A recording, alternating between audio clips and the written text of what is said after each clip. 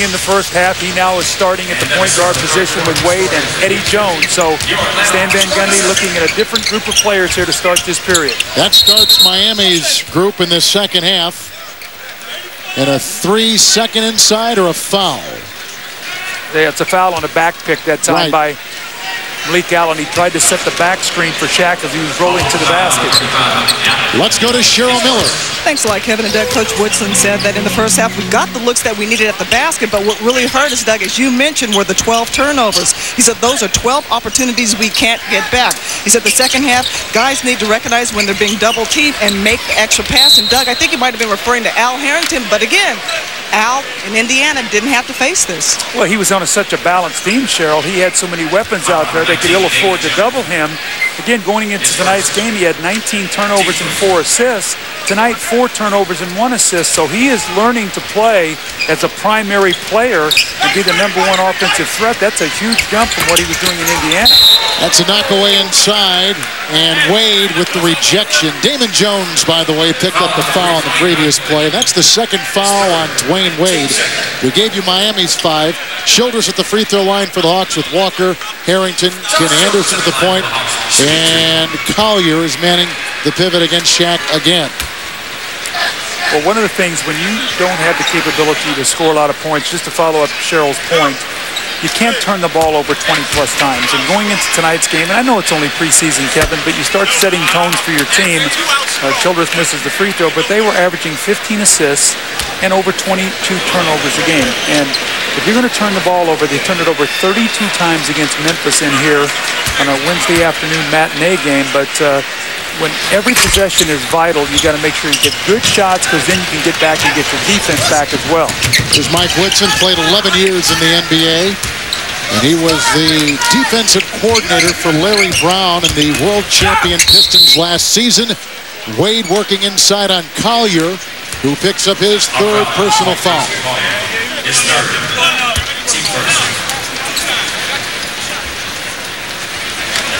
Doug mentioned in the first half that that Band-Aid under Collier's eye is courtesy of Shaquille O'Neal, who elbowed him Monday night down in Miami and got him 5 stitches right there. First free throw by Wade is hit. The drama of NASCAR continues on TNT. Tomorrow it's NASCAR's Busch Series Racing from Memphis, presented by Propane at 3:30 p.m. For complete schedule information, log on to NASCAR.com. A floater by Anderson. And Wade comes out of it. Damon Jones, he has played all over the NBA. And this is the biggest lead now that the Miami Heat has thrown in Atlanta tonight. That's a good combination. Damon Jones running the floor. Wade with the rebound just pushes it up. You're right into a fast break. And Damon Jones is an excellent three-point shooter. Atlanta has only won 1 preseason game in the 4 they've played. Collier with the hook over Shaq. He's worked very hard throughout his career. He's was in Houston for 3 seasons, played in 3 years there, played only 61 games. Last year picked up late in the season, finished the season here. The last 20 games averaged over 11 points a game. He's worked very hard to make himself an NBA player. Miami has won 3 of their 4 preseason games. A 3 launched by Jones, loose inside, off of Shaq and off of Miami. Atlanta will come the other way. The Atlanta Hawks have lost their leading scorer from a season ago, Steven Jackson. The leading rebounder was Jackson Steele. He was in that Al Harrington trade to the Indiana Pacers. Well, the guy they're going to miss is Chris Crawford. He had come off a knee surgery, had just finally gotten his leg back to where he was really playing great basketball. He gets hurt in an exhibition game. The nice drive that time by Josh Childress. That's the most aggressive move we've seen him make. The nice finish with the left hand. But just to finish up the Chris Crawford story, he was explosive off the bench. Gets hurt. That was a devastating blow to Atlanta. They were counting on big things from him. They were hoping he and John Barry could really give them a lift off the bench. Eddie Jones just picked up his 3rd personal foul. Then there was Jason Terry. He was traded to Dallas with some others for Antoine Walker. And then remember, they had Rasheed Wallace here for 10 days last season. Well, they made that deal.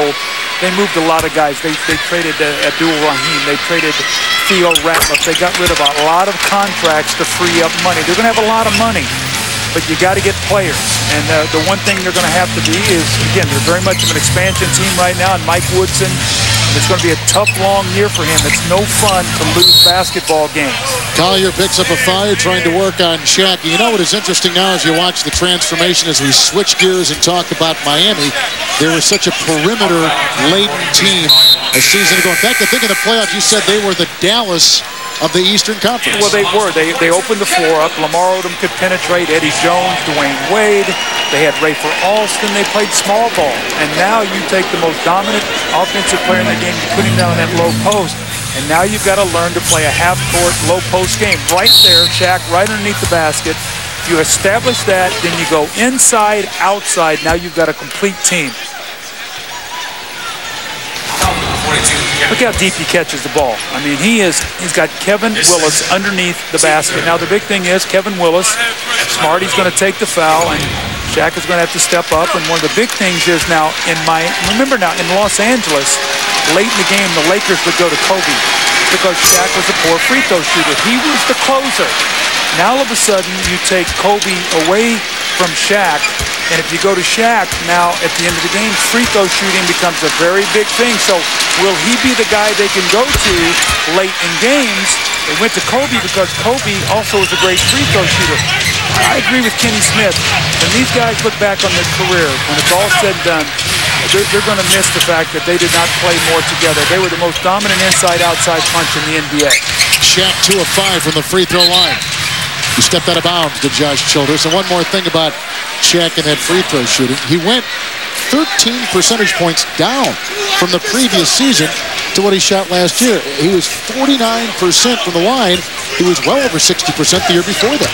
Well, a lot of it is, getting to the free throw line a lot and getting into a rhythm and concentrating. And when Shaq starts feeling good about his free throws, he can step up and make them, but he'll also get into ruts where he'll shoot 3 for 15. Miami is shooting 55% from the field, and Shaq leaning inside has got a game-high 14 points. Well, see, Eddie Jones and he have played together before, so Eddie Jones makes that pass, he knows to make that cut, and then Shaq works off of him. Those guys played 3 years together now out in Los Angeles. Atlanta shooting 43% from the floor, and Antoine Walker with it. He's got 6 points. Tack on 2 more, 8 for Walker. I like it that he's posting up more. You look in that first half, he only attempted 2 threes out of his 8 shot attempts. Get inside. I think a lot of times he stayed away from posting up as much because he had no confidence in his free throw shooting. He shot in the 50th percentile last year free throws. He talked to Cheryl Miller before the game. He said he's worked very hard. He's got to be an 80% free throw shooter. Step up there and make free throws, and then you're more confident getting to the line. When you don't shoot them well, you don't want to be fouled. You're right, he was in the 50s. 55% last year. Career 66% from the free throw line. He shoots the ball too well to be that kind of shooter from the free throw line. He's a free agent after this season. Antoine Walker is. Well, that can be good and bad. O'Neal wheeling in for 2, and Shaq with 16, 5 in the third quarter. Now, the good part about that is he wants to be here and stay here and be a part of this growth. The bad part is if he plays the year looking to get his own numbers to raise his value to make more money. Yep, Childress for 3 with the miss. He might have 1 or 2 more good contracts left in him. But he doesn't want to move. He doesn't want that tag, goes Antoine Walker. He doesn't want that tag of being a guy that floats from team to team. As Wade took it inside, a wall of Childress and Willis, and the foul is called on Willis for the 3rd time. Well, the style of play that Antoine Walker played in Boston, look throughout his career. His last year with Boston, he attempted 286 free throws, 582 threes. He cannot have that kind of imbalance. And I think he knows that. He's worked very hard. And in the preseason, he's getting to the free throw line. Damon Jones with the 3 and fouled by Anderson as he popped a 3. And so he'll go to the free throw line as Anderson picks up foul number 3 himself. Damon Jones will be at the line. Undrafted out of the University of Houston. Well, the rule of thumb is you do not foul a jump shooter, especially a 3-point jump shooter. So Damon Jones will go to the line. Played very well for Detroit. Has played very well for Milwaukee. And they're looking for him to bring that same kind of energy and talent here. He can come off the bench and score. That's what he's done in his career. He doesn't turn the ball over. Assist-turnover ratio, Kevin, has been pretty good. He played for Milwaukee last season. College football continues tomorrow night at 7 o'clock Eastern Time on TBS. The Texas Tech Red Raiders take on 8th-ranked Texas. in a Big 12 showdown. That's tomorrow night on TBS. And Damon Jones, who is a career 76% free throw shooter, at the line. Miami only 11 of 23 from the stripe tonight, Doug. Well, again, free throw shooting is so vital in the playoffs. When the game becomes a half-court game, you don't give up any layups. You take the fouls. You got to make free throws. Interestingly enough, the Lakers and San Antonio, two of the worst free throw shooting teams in the league last year, and ended up being the two best teams in the Western Conference. Royal Ivy is in. This is Al Harrington for three. A rebound inside collected by Miami's Dwayne Wade. That's what they need him to do. Rebound on both ends of the floor. And Eddie Jones popping it and nailing a three. Well, what have both of his defensive rebounds led to, Kevin? An automatic fast break and two three-point shots. One by Damon Jones and one by Eddie Jones. So when your guards rebound and you push it, you automatically have a fast break. And that's why you want your guards to come back and rebound the basketball. Miami's got their biggest lead tonight. 19 points over Atlanta. Good to see him healthy once again, coaching the Lakers, and Jimmy O'Brien in Philly, an old Philly guy. So he's going home, and Sam Mitchell, a very class act in Toronto. So some terrific coaches now that are in those places. We'll have to see how those teams grow under their direction. A lot of former players. You know, in the NFL, there are only 9 head coaches that were former players in the league. Here in the NBA, it's got to be at least half or more that have played in this league. A way outside shot by Willis with 3 on the shot clock. Wade brings it down again. Miami is +5 in rebounding tonight.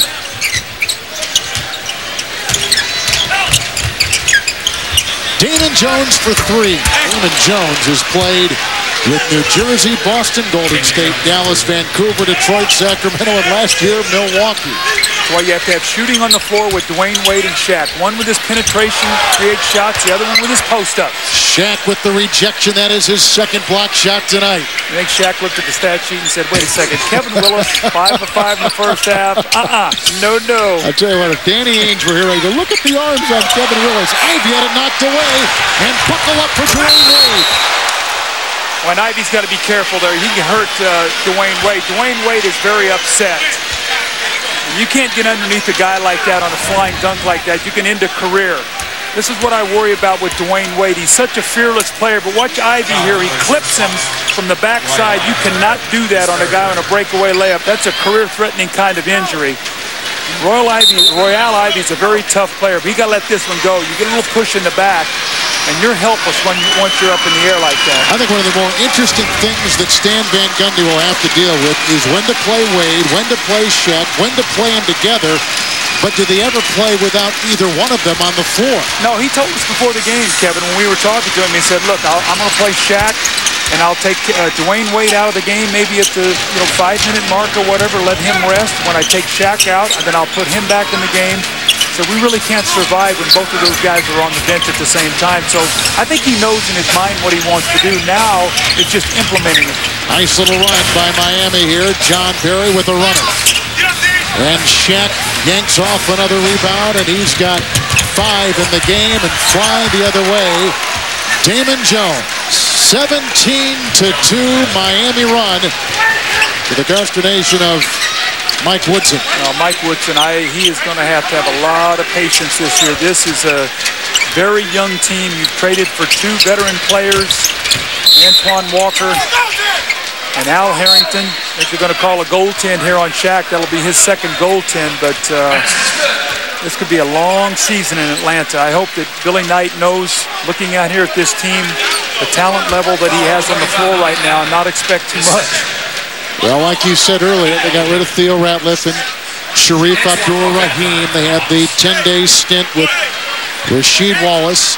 They've tried to change things, but as we open up the show tonight and talked about a new owner, there's a new coach, and almost a complete revampment of their roster. Only 2 current players Well, there's a guy right on there. this team from last year. There's Dominique Wilkins. Dominique Wilkins. I remember John Sterling as Dominique Magnifique on those flying dunks. I saw him at halftime, and he's a happy man. He's back here in Atlanta. Look at Dwayne Wade. Wow. Loves the offensive rebound on that baseline. To get back to Dominique Wilkins, what a terrific player, and the excitement in the Omni when he was playing for Atlanta. They had some great teams with Mike Fratello as their coach. And Kevin Willis played on some of those teams. Gets his own miss, and Walker vacuums it in, tries to go up, and is fouled on his way to the rack. See, Dwayne Wade loves to go to the offensive boards. He's a better offensive rebounder than he is a defensive rebounder, and especially when Damon Jones is in the game to protect the backcourt, then he can get up on those boards. But again, Dominique, although it was the opponent with that dunk, he had to have a little bit of a smile. Malik Allen picks up his third. Walker at the line with a 73-48 game here in Atlanta. Let's go to our studios and Ernie Johnson. All right, thank you, Kevin. Let me be the first to inform y'all that Charlotte has its first victory. It is a preseason game, but it is a victory. They are now 1-4. Emeka Okafor gets the loose ball back and jams it down at 2 of his 8 points, and Charlotte beats Portland 69-63. How things downtown? Well, Atlanta's getting blown out. Did I hear Ernie right? 69-63? Right. That's a 3 by Eddie Jones. Reels in his own miss, kicks it out to Damon Jones, and now to Dwayne Wade.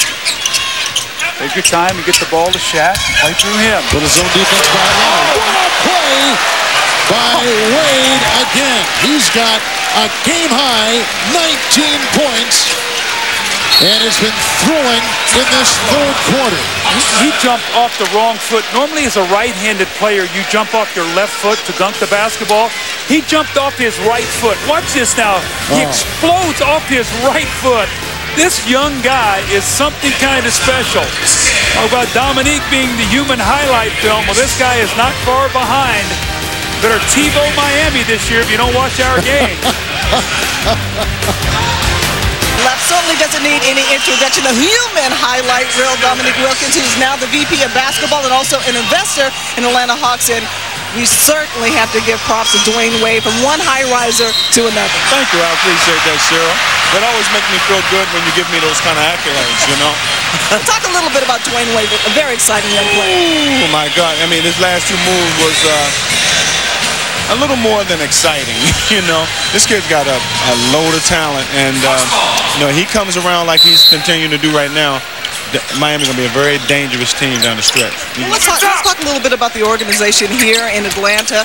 Last 5 years, obviously, the team has not made the playoffs, but you like the direction that the team is headed. I do like the direction of the team. I think we have a passionate group of owners who understands the value of what we're trying to do here, and I think putting the right pieces in place. I mean, it's not going to happen overnight. We still got things we need to do. We got to get some more quickness at the point, and you know, just adding different pieces that get us that chemistry that we've been missing for so many years. But I feel real good about what we're trying to do. Well, you made a shocking statement to me talking about Josh Smith, the 18-year-old. You said that he reminds you of yourself. What are the similarities? You know, I really hate comparisons, but I look at a guy like him. When you talk about explosiveness, he has that ability to do that. But in doing that and saying that you have to mentally be ready for that. You have to want to be out on the floor. You got to show that nervous energy out here on the floor, because as an 18, 19-year-old kid, you're supposed to have more energy than anybody on the floor. And I think he's going to get there. And I think right now he's just getting his feet wet. All right. Enjoy the second half, and thanks for your time. Thank you. All right, let's send it back to you, Kevin Bell. All right, Cheryl. Shaq is at the line. Miami has got their biggest lead tonight. We've had no lead changes. We've had no ties. It's been Miami so far, wire to wire. Shaq again. See, those 2 free throws look good. He had a nice rhythm, good rotation.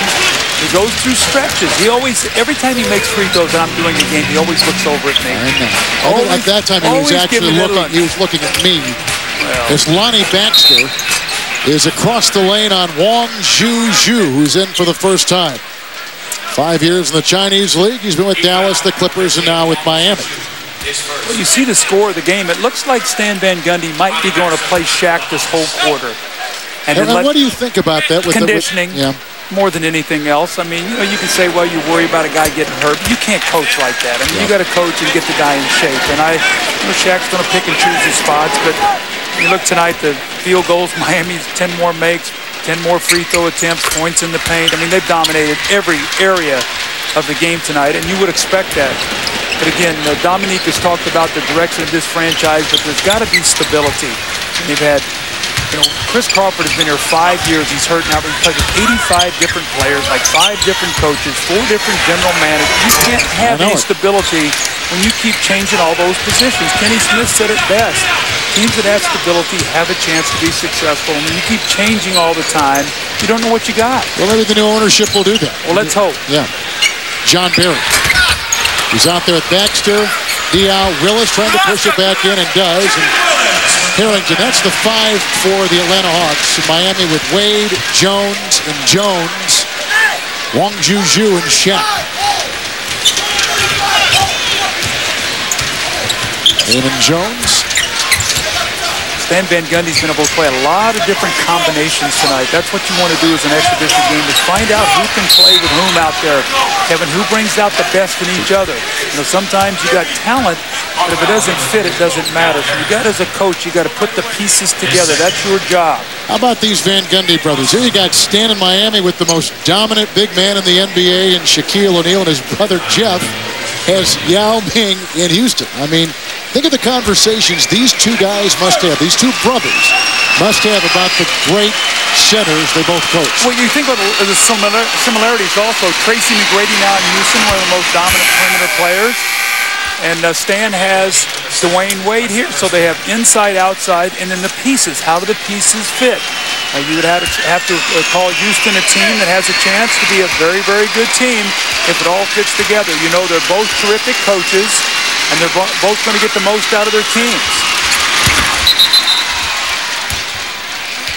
Shaq violated on that free throw. Jumped over, and he's done that before. He leans so much as he tries to get some kind of momentum to his shot. Shaq from the free throw line tonight is 5 of 8. He's got 19. Wade's got 19. Those are the high scores with 2.5 to play in the third quarter from Atlanta. Hawks are shooting 38% from the floor. Willis guarded by Shaquille O'Neal. See, Boris Diaw won't shoot the basketball. He ran away from the shot and then throws it to Lonnie Baxter, who's a non-shooter. Yeah. That's where Boris, you think you're being unselfish when you do something like that, but when you pass up an open shot, your teammates are looking to rebound it, trying to get position, and then they get out of sync because you didn't take the shot. He has got to look to be more aggressive. In the preseason, you look at his numbers, Boris Diaw has played 54 minutes, and he's 1 of 8 from the floor. I mean, you gotta be more aggressive. Diaw from France, he's 6'8". Tuesday night on NBA TV, the Nuggets will take on the Raptors. Then Thursday also on NBA TV, Sacramento against Dallas. Next Friday on ESPN, doubleheader with Detroit, Minnesota, and Phoenix and Sacramento with us at the line. Wong Juju with the rebound. I was talking about poor free throw shooting teams and the best teams in the West last year. I said San Antonio and the Lakers. People in Minnesota are going to be upset with me. They were the best team, one of the best teams in the West last year. So I don't want to offend any of those Timberwolves fans. They're going to have another great season this year. I'll speak for them. I don't think they're offended. Willis picks up his 5th foul. And Wong Juju will be at the line. Be interesting to watch Minnesota this year, Kevin. We'll have them a lot on TNT. We see the 2 guys that Atlanta has brought in to try to get this team back to respectability sitting on the bench now together. But Kevin Garnett, once again, will be leading that team. Troy Hudson is now back. Troy Hudson is back. Healthy. That's big for them. And it's going to be interesting. They added Eddie Griffin to their team, a very troubled player who was in Houston. Had a lot of problems, and they've added to the team. And Minnesota's done a pretty good job with players like that. I mean, that's a great spot for Eddie Griffin to come in. If he will listen, that's a very stable organization. They can resurrect his career if he will listen and do what's right. But Doug, I'm concerned a bit by some of the contract demands being made by both Latrell Sprewell with the miss by John Barry. Both Latrell Sprewell and Sam Cassell, who has always complained about his contract. And now you've got some things kind of creeping in that were not a part of last year's camp when it was such a feel-good story for that team. Well, if you remember correctly, both of those guys came in trade, so obviously they were going to make sure they were doing everything right. And that's the things that will fracture teams if you start doing those kind of things. So I hope that will not be the case, because Minnesota was a team last year that was fun to watch, Flip Saunders, to me, one of the most underrated coaches in the NBA. And when you've got Kevin Garnett, you always have a chance. The ultimate player and the reigning MVP. We're approaching a minute to play in this third quarter. And the score will tell you everything you need to know. It has been all Miami. They've led from the very beginning. Miami is shooting 55%. Shaq to Wong Juju with a great feed from Shaquille O'Neal. Start calling him the big dish. The lead tonight has been as high as 29. Jason Collier for Atlanta. You can see Shaq right now, just sort of in the game for the conditioning. We talked about that. I'm sure that Stan Van Gundy will get him out of the game. He played this entire quarter. Eddie Jones. Played 23 minutes in the first half. He's probably going to play about 30 minutes on the night. Looks like it, yeah. We thought they would go over 20 minutes with him. Well, a lot of times a guy gets out there and gets into a good rhythm, but Shaq is a very, very good passer. You saw him on the move. How many big guys that big and strong can pick that ball off the dribble and in traffic make that little shovel pass? Wong Juju will step to the line. 26 minutes so far for Shaq as you take a look at Wong Juju. He was great at that. He was part of that team, the Great Walking Wall in China. Yeah. In Sydney, he, Yao Ming, and Ming Batir. Yes. Wow. Oh, you got to stop right now because you are on fire. Pulling Ming Batir and putting him in our broadcast tonight. Here's Lonnie Baxter to Boris Diaw. He's got to make that shot. He's got to be a threat on the floor. Atlanta is bleeding to get points, so you cannot be out there on the floor and not look to be an aggressive offensive player. They need all five guys playing in sync with each other. But Doug, Atlanta really has no point guard. They have no number 2 guard. I mean, I wouldn't call Collier your center, I guess. No, he's a backup center. Exactly. What's going to happen here is we see the good ball movement here, the tough pass. Wesley Person has to put it on the floor with the floater right at the shot clock. But look for Atlanta to watch the waiver wire as teams start cutting players and try to maybe look for somebody who can help their team. Boris Diaw's shot will not count. But they're going to start scouring the waiver wire. They're going to have to. Kenny Anderson cannot play this whole season as their starting point guard. They're going to need to upgrade that position, maybe at the 2-guard position and also at the center position. So we'll see what they do. Miami shot 65% from the floor in that third quarter. And a commanding lead as we go to the fourth in this TNT NBA special.